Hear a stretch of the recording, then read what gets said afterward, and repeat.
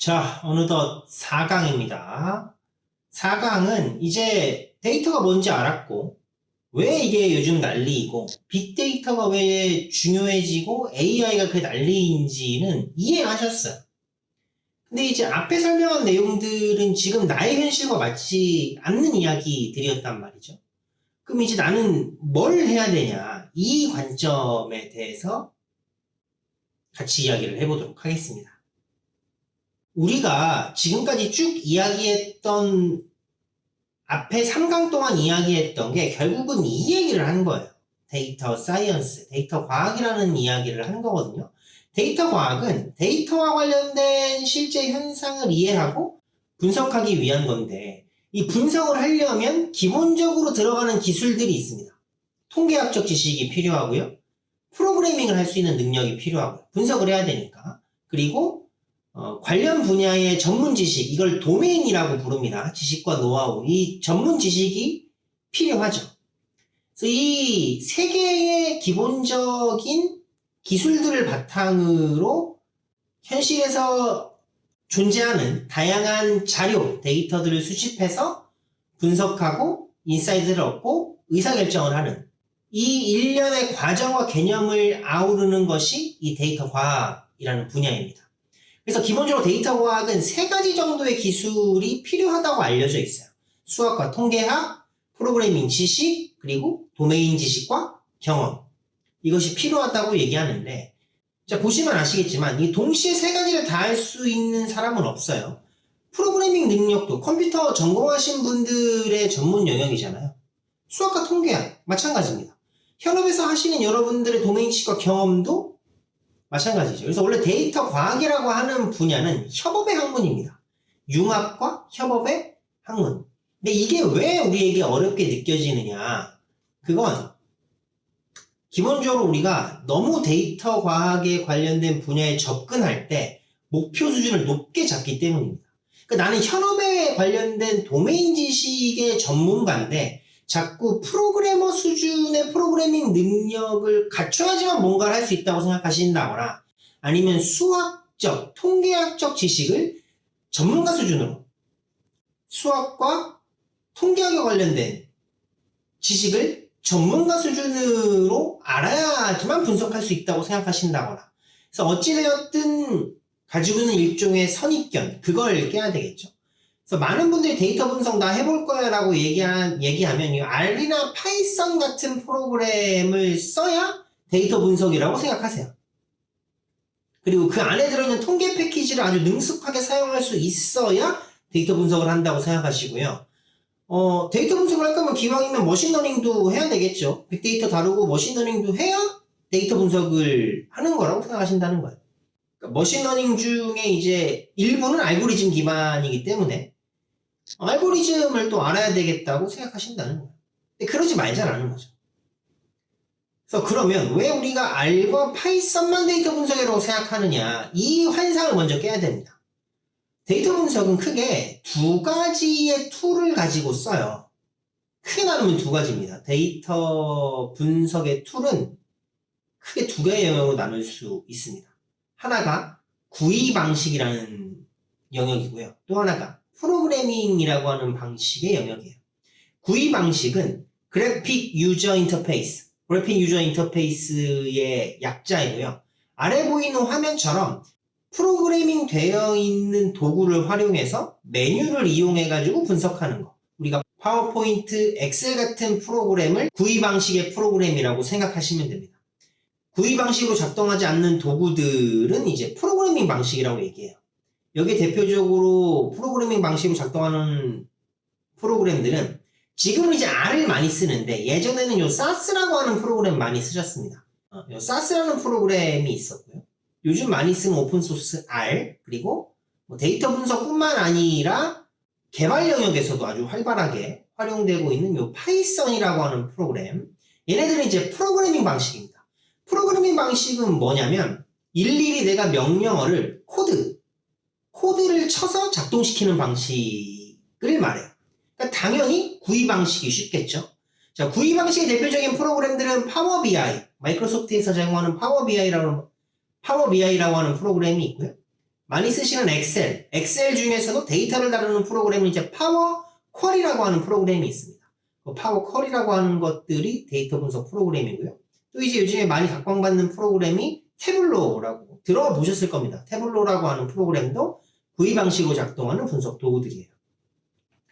각각의 프로그램은 장단점들이 있습니다. 그 장단점들을 간략하게 한번 소개시켜 드릴 테니까 나는 어떤 방식이 어울릴지를 한번 고민해 보십시오.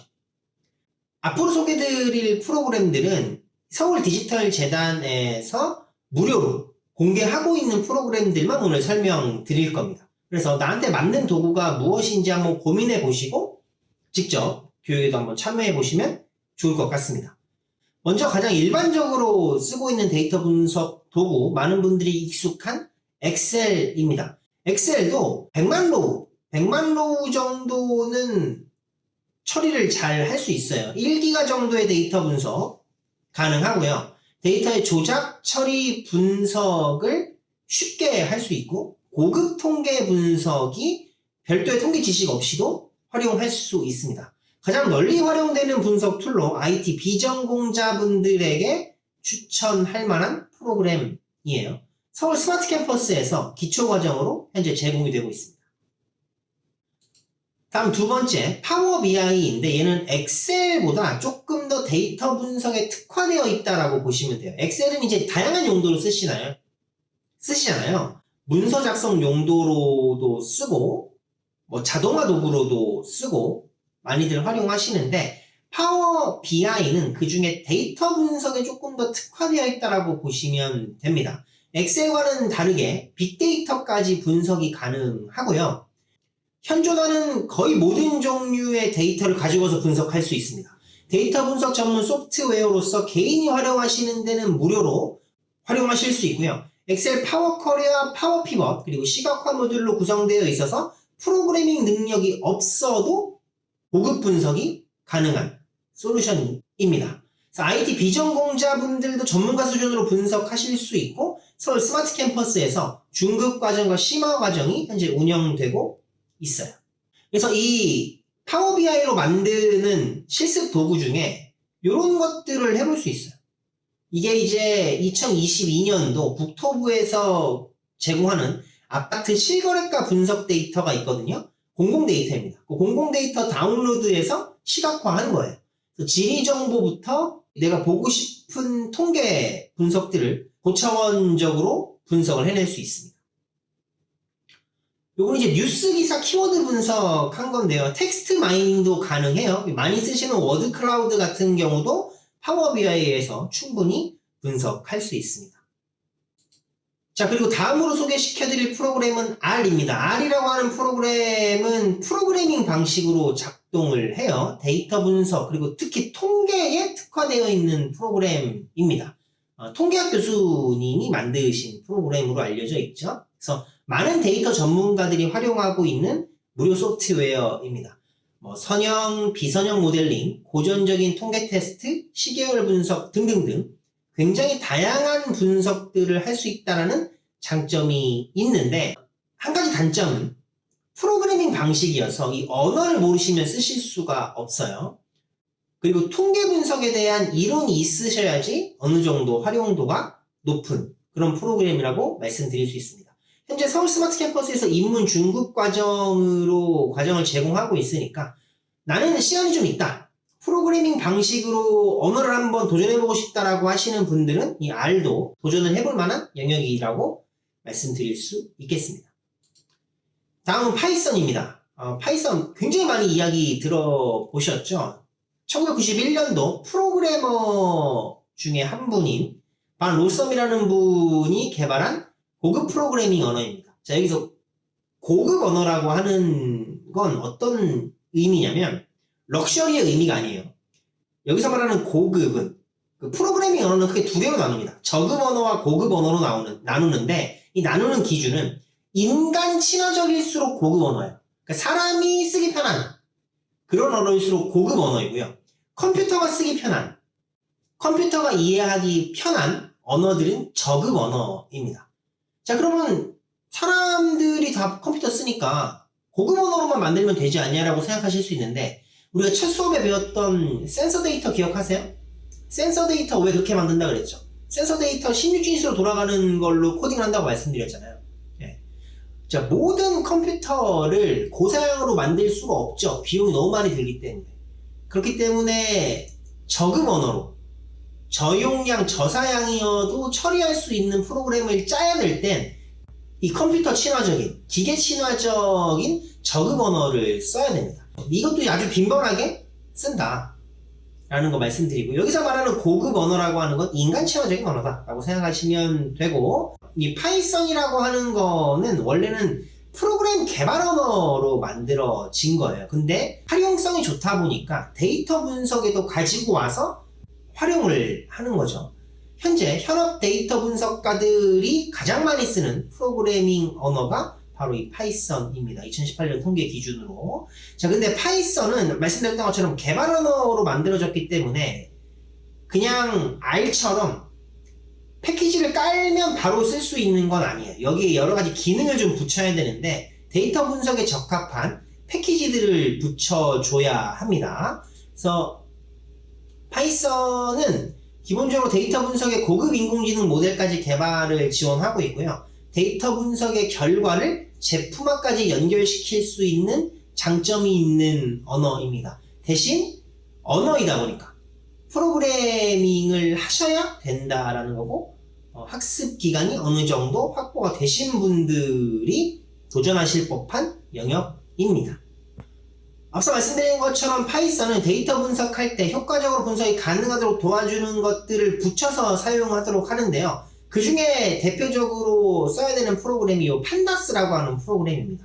판다스라고 하는 프로그램은 데이터 테이블, 이 행과 열로 되어 있는 구조를 다루는 데이터 분석 도구이고요. 판다스와 더불어서 넘파이라고 하는 파이썬을 사용하는 공학용 계산기라고 보시면 됩니다. 그래서 평균, 표준, 편차, 중간값, 최빈값 등등의 특정 값을 구하는 목적으로 사용하는 패키지입니다. 그리고 파이썬으로 분석한 결과물을 시각화할 때 쓰는 패키지로는 매플롯과 시본이라고 하는 패키지들이 있거든요. 그래서 매플롯과 시본은 데이터 분석 시각화 도구로서 기본적인 시각화와 고급 시각화를 모두 제공을 한다라고 보시면 됩니다. 그래서 이제 앞에 구이 방식으로 작동하는 엑셀과 파워 BI를 설명드렸고요. 다음으로 프로그래밍 방식으로 작동하는 파이썬과 R이라는 프로그램을 설명드렸습니다. 자, 근데 이렇게 설명을 드려도 감이 잘 안 오시죠? 왜냐면 많은 분들이 R과 파이썬, 특히 현업에 계신 분들이 이런 얘기를 많이 해요. R과 파이썬 완전히 쉬우니까 한번 배워봐라.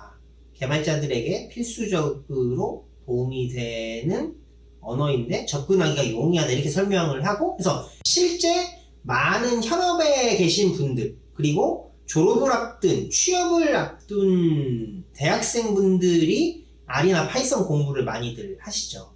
근데 이게 호락호락하지 않습니다. 이 R과 파이썬이 쉽다라고 얘기하시는 분들은 그 관련된 분야의 전문가분들이에요. 데이터 분석을 하거나 프로그램을 다루는 분들이라는 거죠.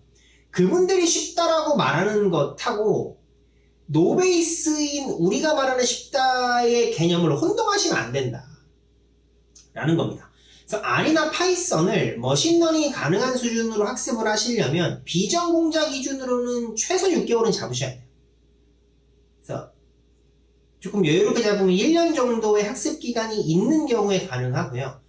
언어를 전공하셨거나 컴퓨터 공학을 전공하신 분들은 뭐 인텐시브하게 하면 3개월 만에 하시는 분들도 있는데, 이것도 3개월을 온전히 이 언어 하나에 완전히 올인 할 수 있는 환경이 되실 때 다루기 용이하다. 근데 그게 아니시면 굳이 우리가 R이나 파이썬을 다루지 않더라도 얼마든지 현업에서 필요한 분석들은 할 수 있습니다. 그래서 이 느낌으로 접근하셔야 돼요. 데이터 분석을 하실 땐 첫 술에 배부를 수 없습니다. 그래서 오늘부터 데이터 분석이 임하실 때는 이런 느낌으로 하시면 좋겠어요.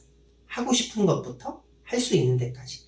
이미 가지고 계신 현업에서 다루는 내가 학교에서 받은 혹은 공공에 공개되어 있는 이런 데이터들을 가지고 이미 쓰고 있는 도구거나 아니면 하루 이틀이면 바로 배워서 쓸 수 있는 이런 도구들을 활용해서 먼저 다양하게 쉬운 것부터 천천히 분석을 해보시는 거예요.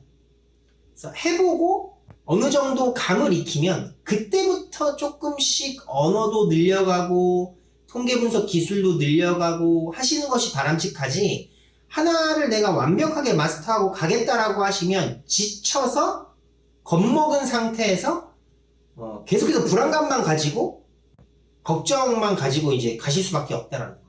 그래서 이미 가지고 있는 데이터를 쓰고 있는 도구에 빨리 적용해보고 감을 익히는 것을 목표로 하시면 좋겠습니다. 그래서 우리의 목표 수준도 3강에서 학습하셨던 데이터 분석 수준 기억하시죠? 그래서 빅데이터를 다루고 인공지능을 다루는 영역은 요 4단계라고 4, 5단계라고 말씀드렸는데 대부분의 이 수업을 들으시는 분들은 요 1, 2단계 수준이어도 충분합니다. 1, 2단계 수준이면 충분해요. 자, 제가 3단계 수준이라고 말씀드렸잖아요.